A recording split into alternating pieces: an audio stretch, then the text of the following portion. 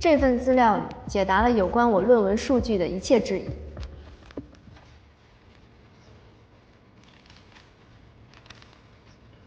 你看出什么来了？这里面有清晰完整的数据采集过程，还有当事人授权书和神经治疗机构开具的证明。这些资料可以完美应对我们之前对他论文数据的质疑，他是有备而来的。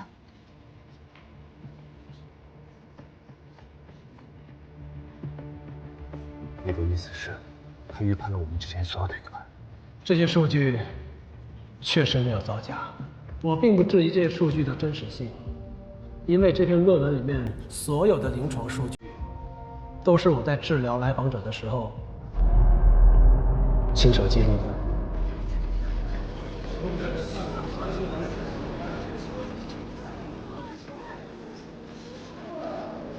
安静安静啊，请大家安静一下。我提供了这么多的证据，你有证据吗？你光凭一张嘴就说我盗用你的数据，大家不觉得可笑吗？季明聪，你到底在垂死挣扎什么？在第6次会面中，来访者的情绪自评量表波动幅度减小。根据你的分析，这种变化是家庭焦点干预的结果，却没有考虑过治疗同盟发生转变的因素。在这篇论文中，只有大量所谓的临床数据，唯独没有任何来访者对咨访关系本身的评估。论文切入的角度不同，也不能说明任何问题。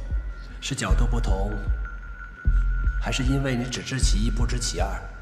或者这组数据的前提是我排除了焦虑障碍、物质滥用等共病诊断的被试者得出来的数据，在你论文中并没有提及相关的筛选过程，这足可以证明你没有亲自参与实验，而且以你现在的临床经验，根本没有能力驾驭一形双向这种难度的案例。是吗？你怎么就确定我没有这个能力？我感觉好多了。可以的，这件事情我已经跟我爸妈说过了，他们同意我参加这个项目。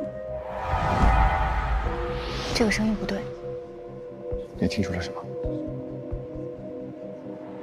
我感觉好多了。可以的，这件事情我已经跟我爸妈说过了，他们同意我参加这个项目。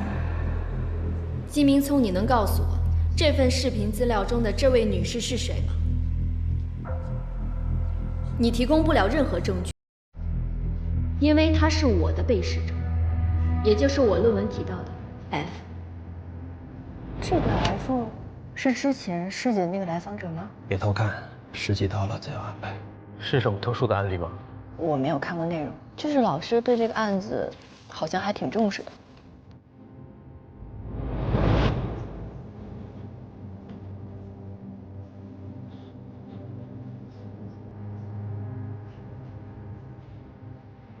刚才听出来那是什么东西？没关系。哎，你还记得从华邦给你那次我们听的声音吗？或许我们往往身处在黑暗里面，才能捕捉到那些我们忽略的声音。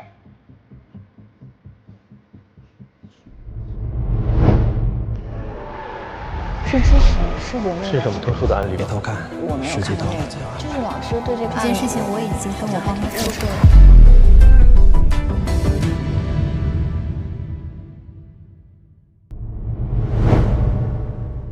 谢谢你们对我的信任。没什么，我觉得你以后一定能成为一个伟大的学者，杨老师。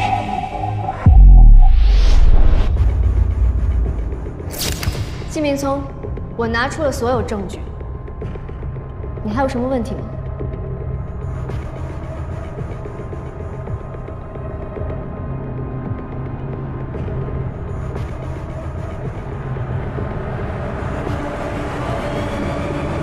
我有问题。杨小姐，你确定这视频里的是你的被试者吗？当然，那你可以提供这个视频的拍摄地点还有时间吗？去年夏天，在海市。你确定这段视频是你亲自拍摄的吗？我确定，但具体的日期我记不太清楚了。F 参与项目的时间很长，摄影记录超过了100个小时。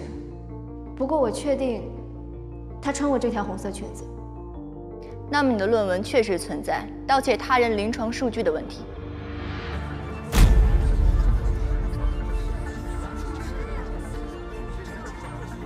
我还是那句话，你有证据吗？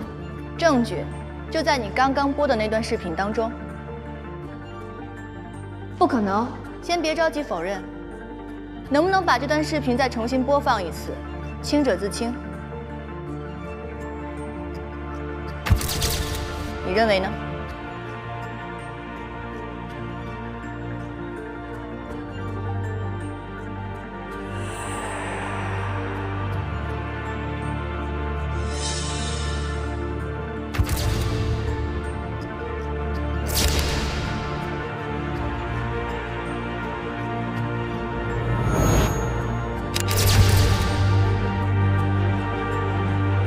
我申请中场休息。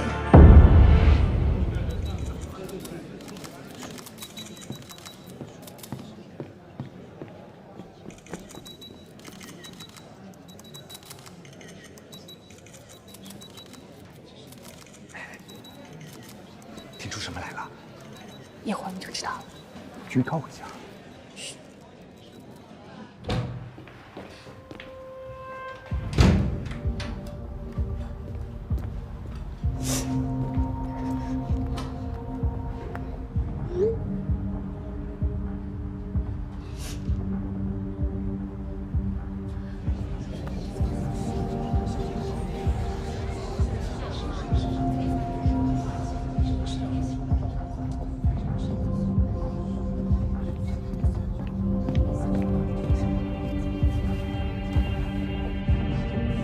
大家都知道，眼睛是很容易欺骗人的。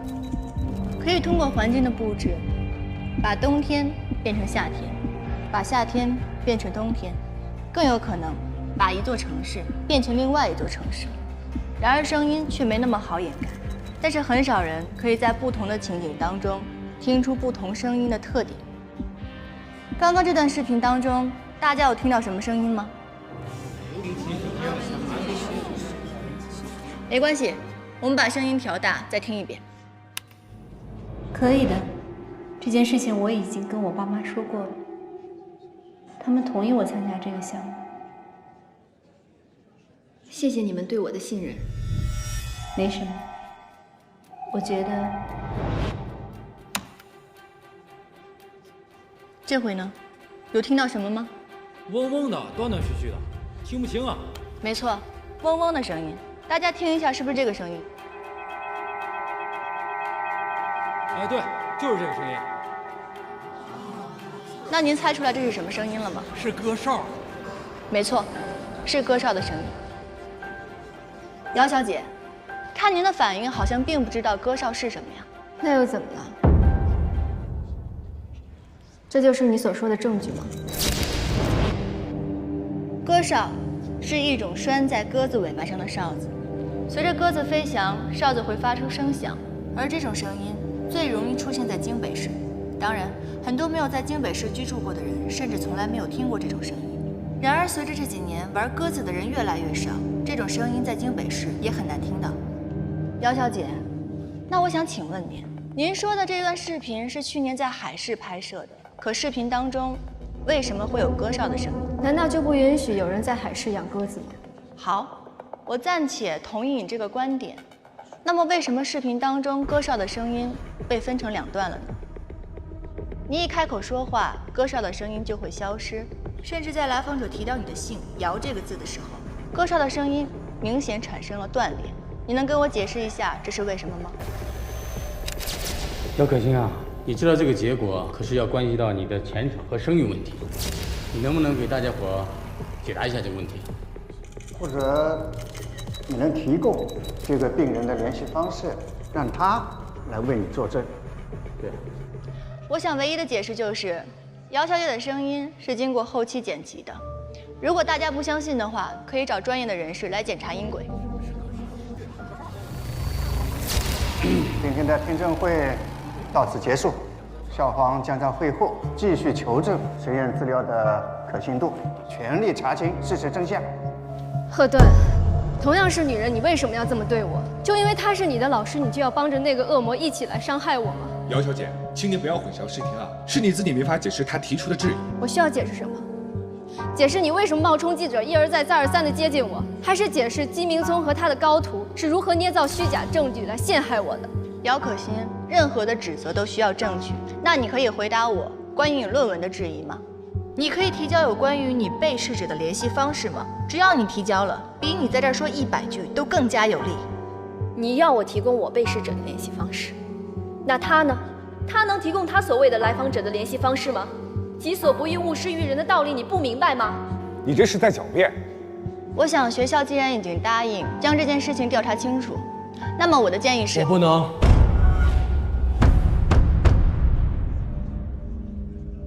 我答应过我的来访者，对他的身份要严格保密。我今天向公众提出这份论文的数据与他有关，在某种程度上，我已经违反了我们之间的约定。姚小姐，我不知道你从哪儿得到这份资料，但我绝对不会再提供有关我的来访者任何的信息，也希望姚小姐停止对我的诽谤行为，不要再泄露来访者的任何资料。闹剧就此打住吧，该做的我都做了，结果你们定吧。姬明聪，你现在就想走了吗？你以为你所做的一切真的天衣无缝吗？你要证据是吗？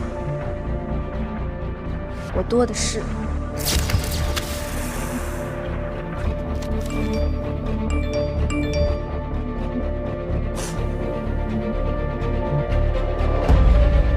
昨天发生的一切，是我此生犯过最大的过错。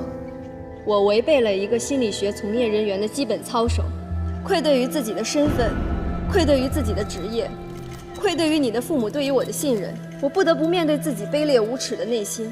从见到你的第一面开始，无数次的在脑海中勾勒着我们相爱相拥的影像，直到现在，我才知道自己是如此的渴望你，从哪来的？渴望我们能够光明正大的在一起，渴望你爱人的身份。这是你给我写的悔过书，你忘了吗？季明聪，你这个卑鄙无耻的老色鬼！赫顿，你好好看看，你敢说这不是季明聪的笔记吗？你还要再为他辩解到什么时候？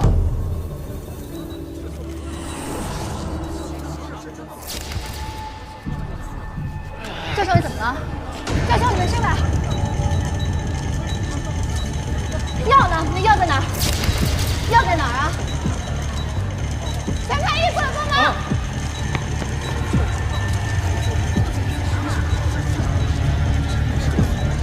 没事吧？走。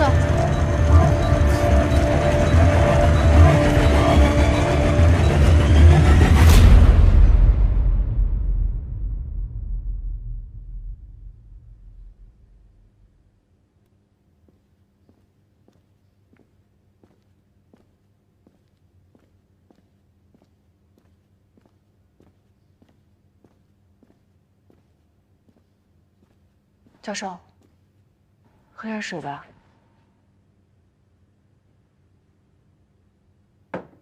咱们还是去趟医院吧。没大事儿，就是一口气倒不上来，吃点降压药就好了。现在吃吧。你有什么想问的吗？我想问听证会上的那封信到底是怎么回事？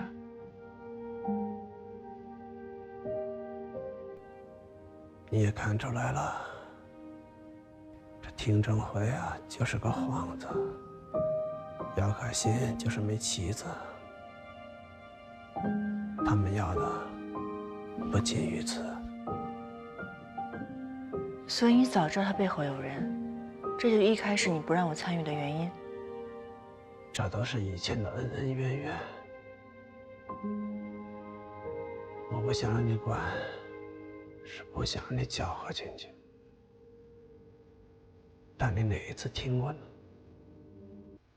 所以这场听证会是为了引蛇出洞。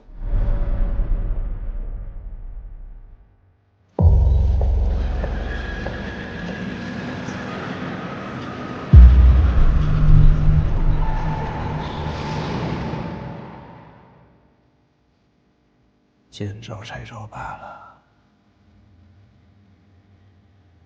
教授，那你这次有看出什么吗？或者你有怀疑到什么吗？我知道你有很多问题想问我，但我答应过某个人，绝不可以再提起关于他的任何事情，哪怕事已至此，我也不想把他牵扯到这些风波中来。他是谁？是这封信的主人公吗？教授，这封信我见过，那上面的字迹真的是你写的吗？既然你已经有了答案，何必再问我呢？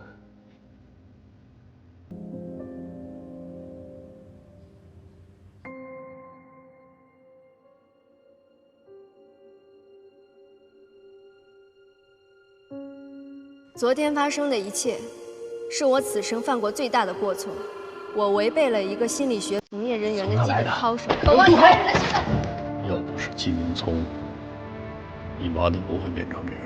我上次在您家看到一个紫色的格子，还以为是季夫人的。你朋友给我的。这是一个朋友吗？身后辈。这能讨点什么呀？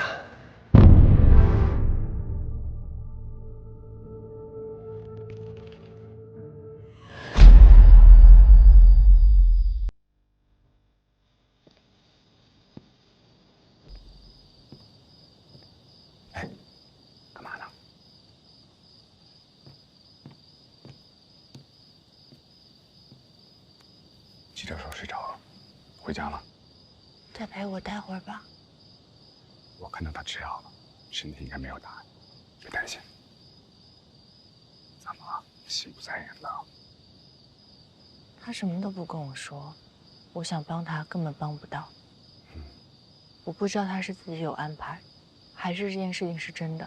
如果是真的的话，我也不知道。我现在心里就是很乱。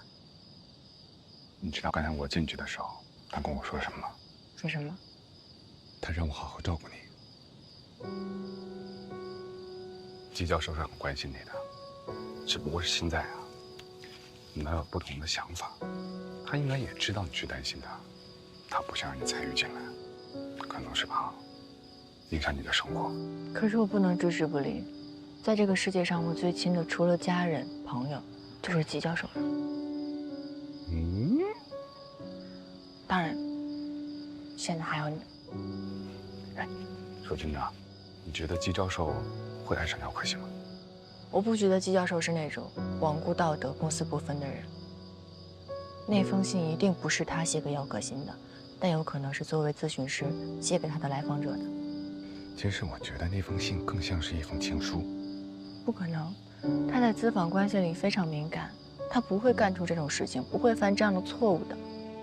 你还记得那封信开头的前两句吗？我违背了一个心理学从业人员的基本操守，愧对于自己的身份，愧对于自己的职业，愧对于你的父母对于我的信任。那封信在忏悔自己的同时，也在表达爱意。我能感受到季教授在写那封信的时候的痛苦与挣扎。按你的分析，那封信就证明他犯了已经无法挽回的错误了。何丹，不能这么想，这人无完人，不能因为我们去信任一个人，就不允许人家犯错。他犯了什么错误，为什么犯错，都有自己的苦衷。不能因为我们选择相信某个人，就强行的去要求他必须得做到完美，那样活得太累了。我看你现在挺累的，要不要我帮你松快松快？怎么了？啊！怎么了？哎呦，疼死我了！啊！别装了，你根本没有那么使劲，好吧？你有，你就是在季教授你使不出劲儿来，全在我这使出来了。我看看哪儿疼了？是这样的。有情绪呢，我们至少发泄出来，这没错，是吧？来，男朋友专属。拒绝拒绝拒绝。好了，我只是在假设一些比较严重的情况。这个事情当中呢，他一定有隐情，但是季教授有他自己的固执，那是他的事儿。如果你要是真的放心不下，那我就陪你查下去，咱们查到底。干嘛？干嘛用那么崇拜的眼神看着我？觉得你傻乎乎的，还挺可爱的。田开义，谢谢你这么认真安慰我这么久。不是男朋友应该做的吗？走吧，回家。回家。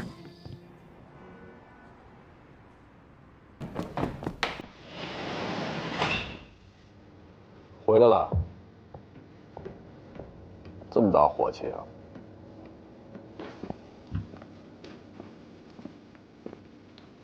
喝口茶吧。陆香的还不够吗？你为什么要把信也给他？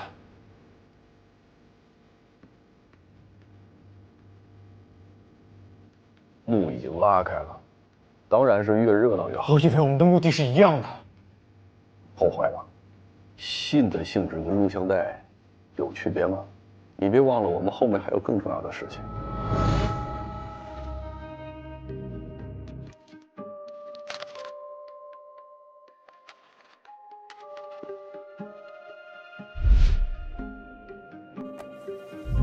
再说姬明从身边有何盾，今天要不是那封信，姬明从就脱靶了。但是你的那封信相当于把他暴露在了所有人的眼皮底下。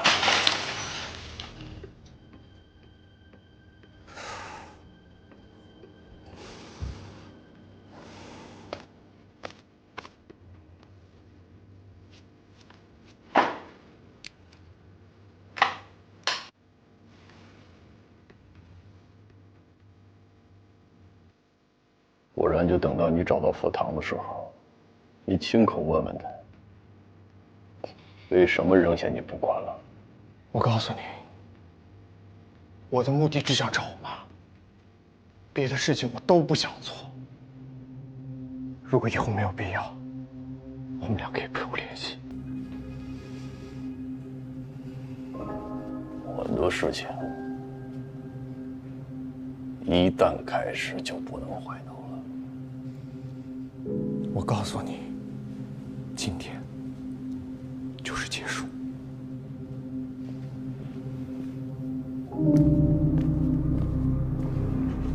你会后悔的。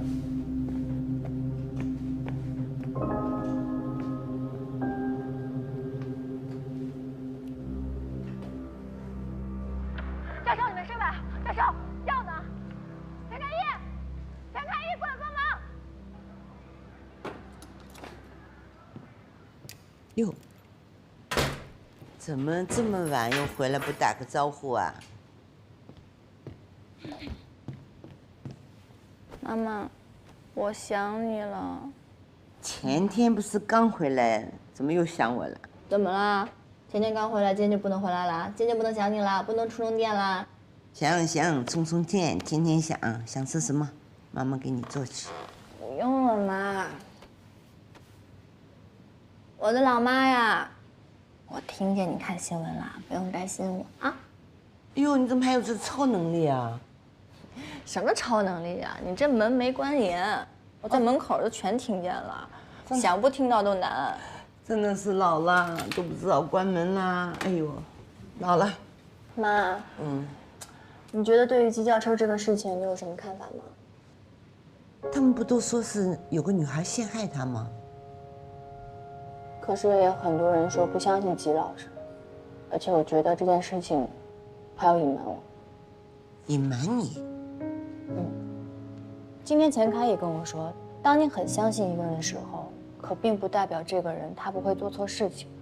我想想，他说的挺有道理的，所以我心里还有点难受。你说姬教授这个事情，我是管呀，还是放手不管了？这个真要看看你自己内心是怎么想的。哎呦，当局者迷，旁观者清嘛。我还是想问问您的意见。这么问吧，你是在乎他这个事情做错了呢，还是说很在乎他隐瞒了你？这个很重要。身为他的学生，我希望我的老师是德高望重的，而且很多时候，我其实把他当成我的亲人。我不希望他身上有污点。也就是说，你害怕他让你失望，你过去对他的敬仰、崇敬，一切都毁灭了，是这样吗？而且我觉得他不信任我。我总觉得他做这件事情就是故意想让自己很被动，好像想让自己受惩罚一样。那真相是什么？其实我也什么都不知道。我觉得顿顿，你真的不应该强加于别人一切对你坦白，包括情感，包括情绪，包括所有重要的事情，没有这个义务，人家。我也不是很了解你们教授，不管怎么样，你记住，妈妈永远是和你站在一起的。你要怎么样，妈妈就陪着你怎么样。哎呀，果然哈，相比男朋友来说，还是老妈厉害。一样的话，可是说出来啊，就是感觉不。刚才跟我说男朋友3个字，谁呀？谁？我今天回来，这不正想向您坦白来的。那我先猜猜吧，是那个钱开义。太好了。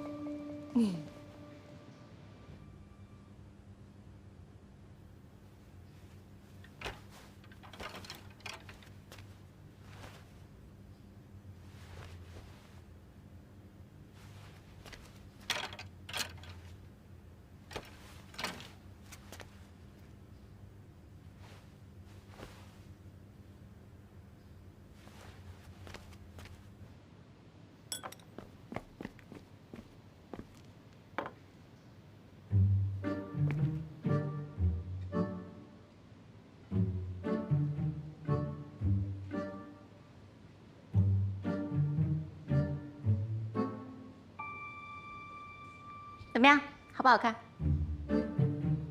唐丽丽，你有事儿啊？你精神重创啊！你穿成这样，我看起来是不是特别的乖巧伶俐、干练清新？倒也是了。你穿我这套衣服吧，有一种改头换面的感觉。真的吗？你别吼吼吼了你，是不是有情况啊？就是这样的啊，我呢，打算开始做良好公民了。你以前就不是良好公民了？你还记不记得上次我打算进派出所那次啊？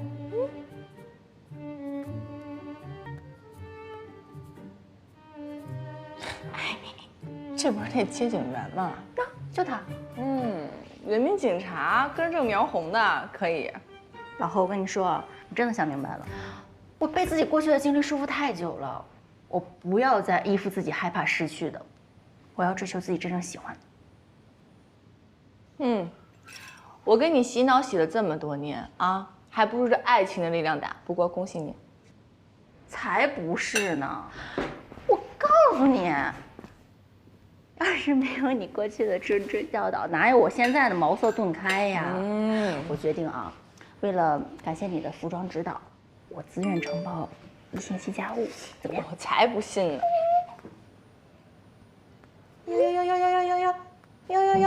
哟，跟钱开义出去啊！烦死了！你个黏糊蛋！好了，你快走吧，这我来搞定了。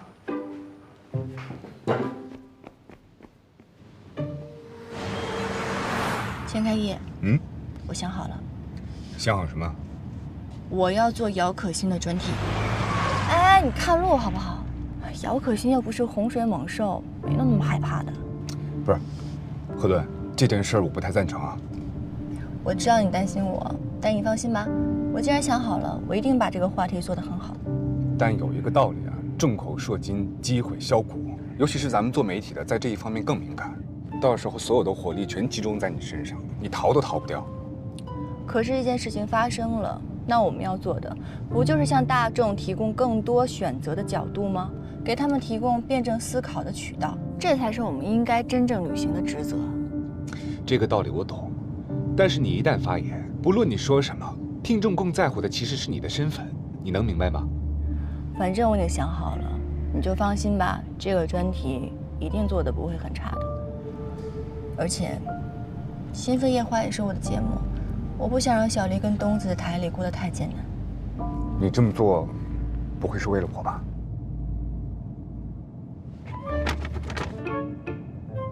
女侠老妈赏的，尝尝。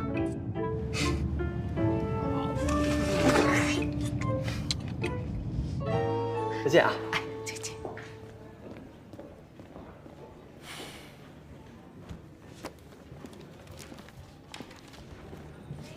你好，请问有什么事情可以？嗨。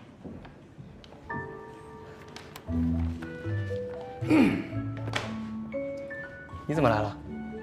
我来办事儿啊。看着不像有什么事儿啊。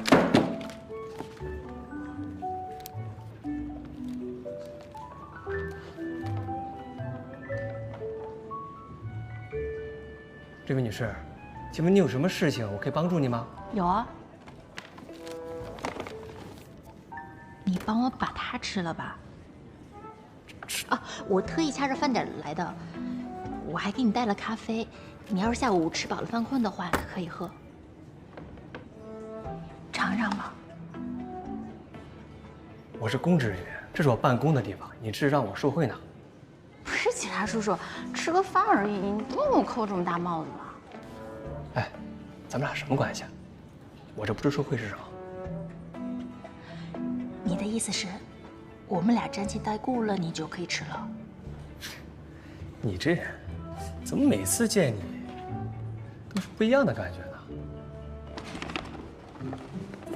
那你对我什么感觉？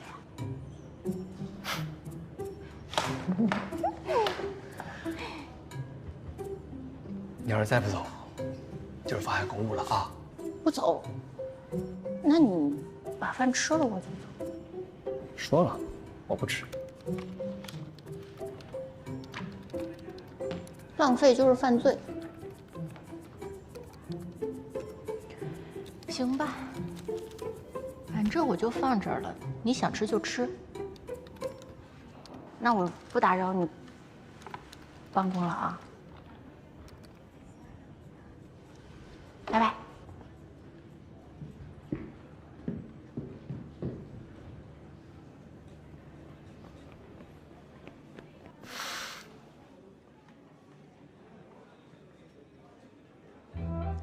不能犯罪。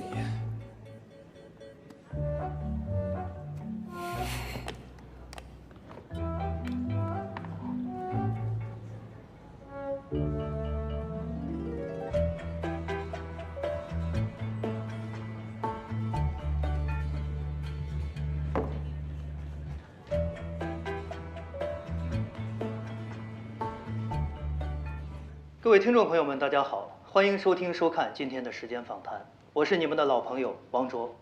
最近听众们对于心理问题的关注很是热情高涨啊，心理学会更是频频登上热搜。本期时间访谈很荣幸地邀请到了一位特别来宾，来聊一聊关于心理师的职业性质以及校园性侵的话题。您好，文鹤。主持人你好。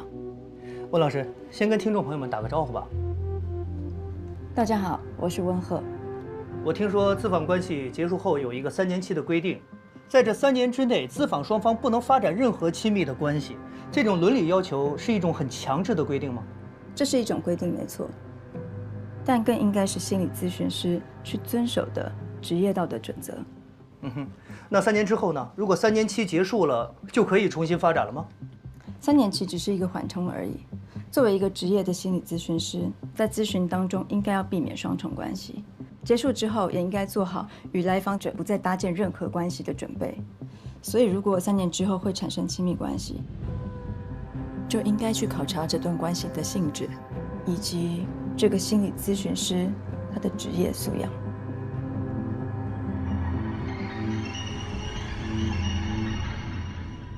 没有想到世界上真的有这种阴阳人。但是他那样的人居然帮李薇讲话。我不知道贺顿是谁。我当时看李薇的节目还挺喜欢他的。觉得李薇和姚可欣都很可怜，就是希望那个女主持人不要再借着他们炒话题了。大概也就是为了节目收视率吧。只要他玩双标，这种人太恶心。如果不是因为季明松是他的老师，他会这么帮他吗？丽丽，要不要吃早饭啊？唐丽丽。怎么了？藏什么呢？没什么呀。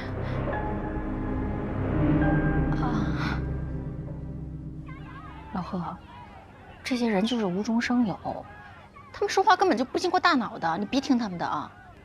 了解你的人都懂你，不了解的人根本就不重要。你放心，不管多少流言蜚语，我们这些人都会站在你这边的。老贺，你要是难受你就说出来，那实在不行你哭出来也行，我陪你。你这样容易憋坏的。有问题。啊？听证会刚刚结束，就有人把我跟教授的关系拿来大做文章，这动作可真够明显的。你在想这个呀？针对教授的人没有放弃，现在把矛头指向了我。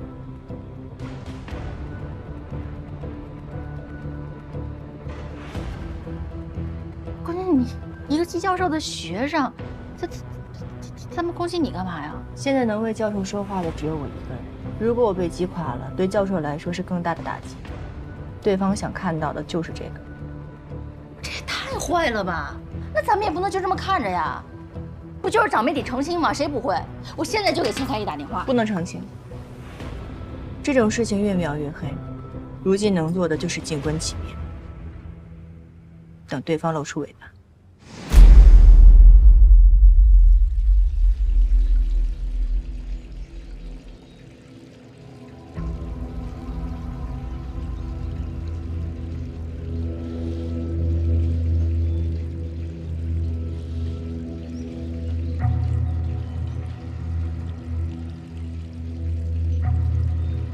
佳慧，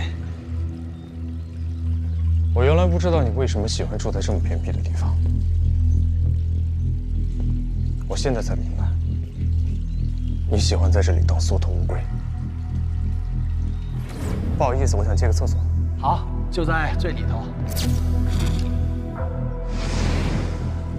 录像带是你拿的，我不过是用了一点小手段，你不也一样吗？利用了你的2个好学生为 F 档案做掩护。你到底是谁 ？F 档案还真是不好找，我差点就放弃了。所以，不然我怎么能见到季教授惨败的模样呢？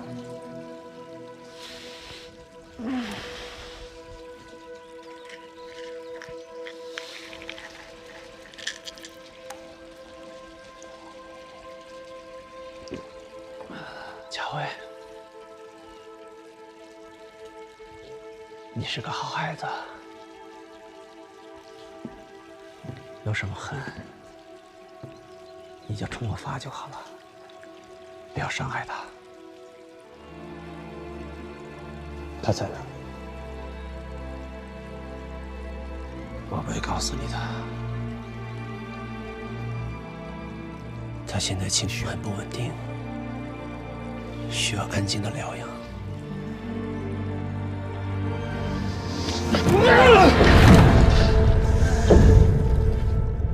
天哪，听说了吗？听说了吗？哎，咋了？天咋的了？天塌了？嘘，我有一种不好的预感。我刚路过茶水间，我听见王卓和温赫的对话了。王卓说他们节目效果特别好，观众对温赫那叫一喜欢。那跟咱有啥关系啊？王卓说要多做几期心理咨询类的节目，要让温赫做固定嘉宾。啥玩意儿？这不和我们一样了吗？这是抄袭啊！就是，而且更气的是，王卓说温赫更有媒体感，说潘台有意让温赫取代我们贺老师的位置。这话是王卓说的。